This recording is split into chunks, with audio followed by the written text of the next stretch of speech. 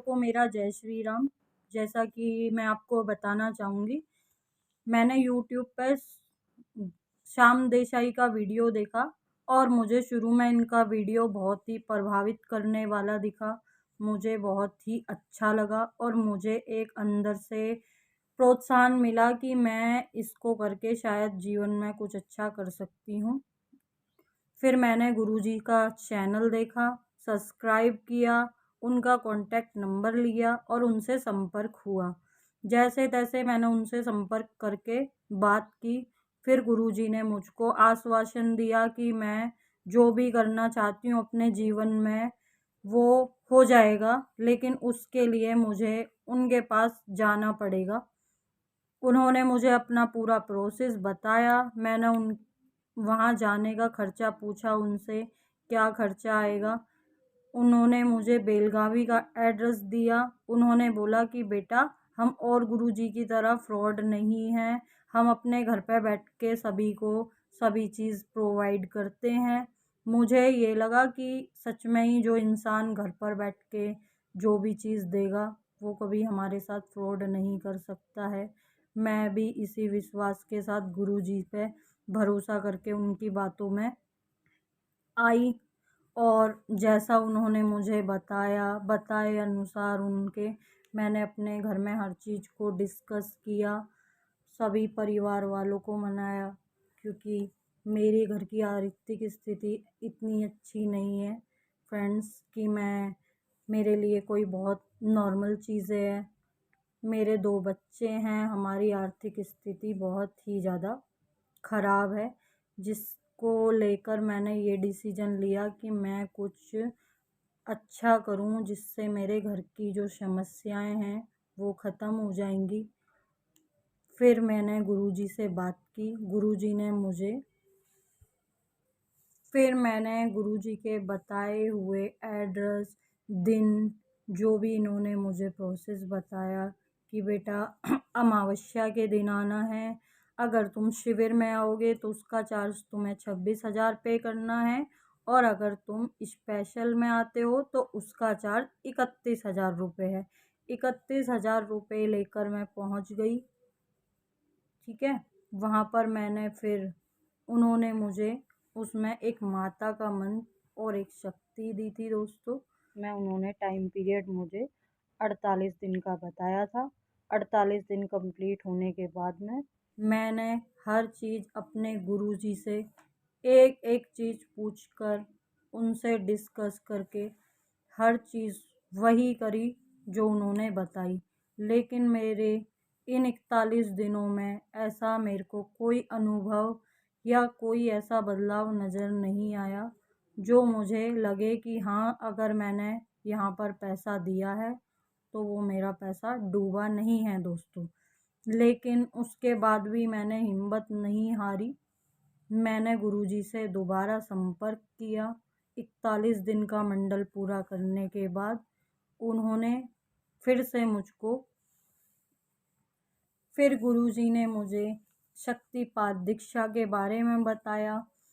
उन्होंने बताया कि आप शक्तिपात दीक्षा लो। फिर मैंने उसका चार्ज पूछा दोस्तों कि इसका चार्जेस क्या है।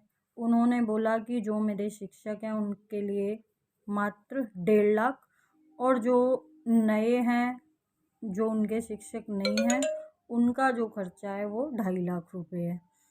मैंने जैसे तैसे जो भी मेरे पे जेवर थे, मेरी ससुराल के, मेरे घर के, वो मैंने गिरवी रखे दोस्तों। कुछ मैंने अपने परिवार वालों से हेल्प ली।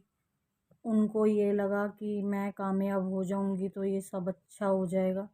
ये भरोसा करके उन्होंने मुझे ये दिया और मैंने ये रिस्क भी ले लिया। मैं शक्ति ट्रांसफ़र लेने बेलगावी पहुंच गई। उसके बाद गुरुजी से मैंने टाइम पीरियड पूछा कि कितने टाइम में ये सब हो जाएगा। उन्होंने मुझे 11 दिन का टाइम पीरियड बताया। उन्होंने बोला कि जैसा मैंने बोला है वैसा ही करो और तुम्हें कामयाबी मिल जाएगी दोस्तों। इन्होंने जो मुझे शक्ति प्रोवाइड की थी उसका नाम था आमिल जिन्नात। आमिल जिन्नात की शक्ति शक्ति है जो वो बहुत ही पावरफुल शक्ति है, इन्होंने मुझे ऐसा बताया। लेकिन मैंने बिना किसी की बातों में आए अपने गुरुजी पे भरोसा करके उस शक्ति को लेने का प्रयास किया। बताए गए गुरुजी के हर कदम पर जो उन्होंने जैसा बताया वैसा मैं करती रही। शक्तिपात दीक्षा लेने के बाद मैंने फिर रूम लिया। फिर मैंने 21 कब्रों की मट्टी, जैसा कि ये मेरे लिए पॉसिबल नहीं था एक औरत होने के बाद भी, फिर भी मैंने एक अपने देवर की सहायता से ये सब काम करा और फिर भी मैंने हिम्मत अपनी नहीं हारी। वो काम करते करते भी मुझको कम से कम 41 दिन हो गए।